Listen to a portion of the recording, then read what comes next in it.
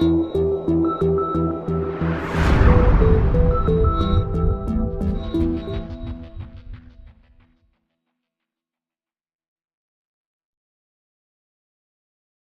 perspectives are very good. Okay, what we're really challenged now with is how do we motivate the end users and the specifiers to help drive the market so that the OEMs will make the conversion. But for sure the potential is there, and the desire to be more green, and also we've proven that with hydrocarbons you can use less power, so that's attractive as well.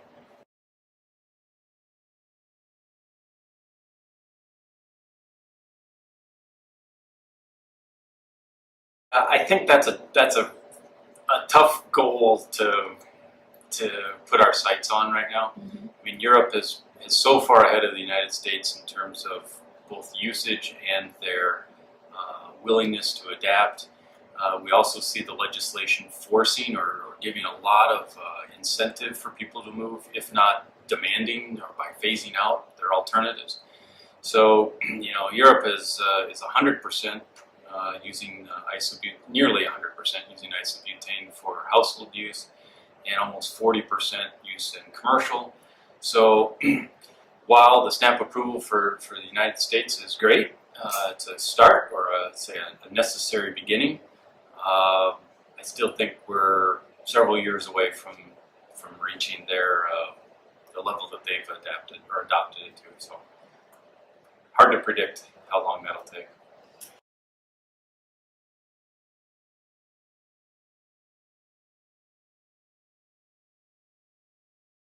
Yeah, I think you know, it's hard for me to say why that is, because it is an acceptable alternative from a legal standpoint.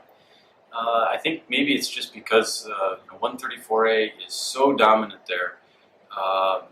Really, they don't use that much 404A either. It's almost 134A, let's say, exclusively. But there is some slow movement towards hydrocarbons, but I don't know what the tipping factor is right now. There is it seems to be a slow adoption, just like the North American market.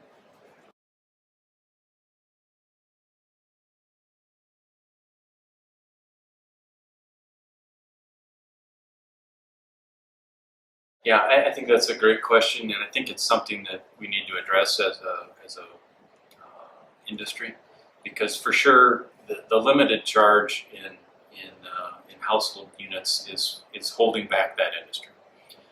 And when you want to compare number of household units in this country versus number of commercial products in this country, obviously household is almost 6 times as much. You know, it's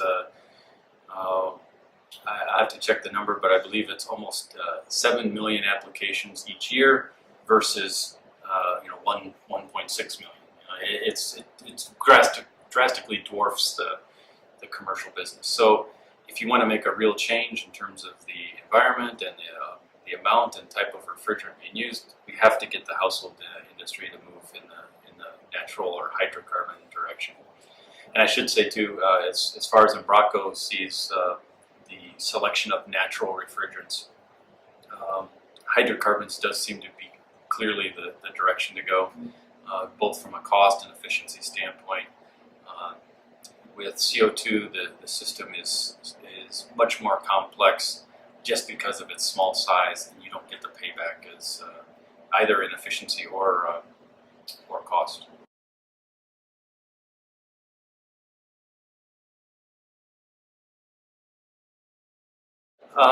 Actually, that's what will be part of my presentation this afternoon. Is the 150 gram charge limit. That's what I am most closely familiar with, the commercial market. And I realize the household market has even a more difficult limit of 57 grams for isobutane. But I think the how you overcome it is similar. One thing that we see all of our OEMs doing is going back to redesigning their cabinets. In some cases, the technology, the design is old, maybe 15 years old, so or older, and they'll go back and redesign their thermal brakes in the cabinet, the foam insulation they're using, gasketing, door seals.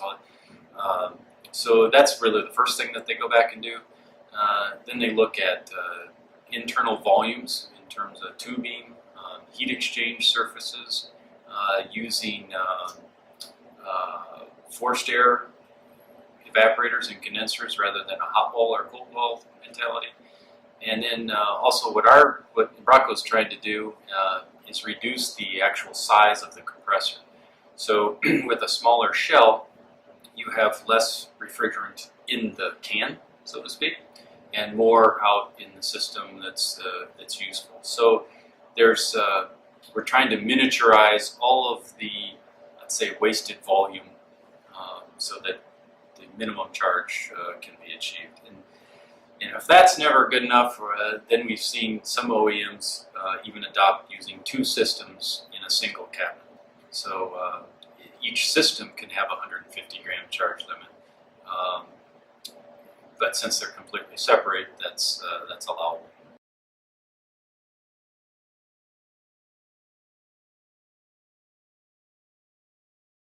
What we're trying to do in North America, at least, is we have local representation. As you know, Embraco's a global company, and we don't presently have any manufacturing in the United States. We manufacture in Mexico, which is part of North America, but we do have engineers in the United States and a technical support team in the United States, and we travel to our customers and assist them reviewing testing data, giving advice on how to safely handle hydrocarbons.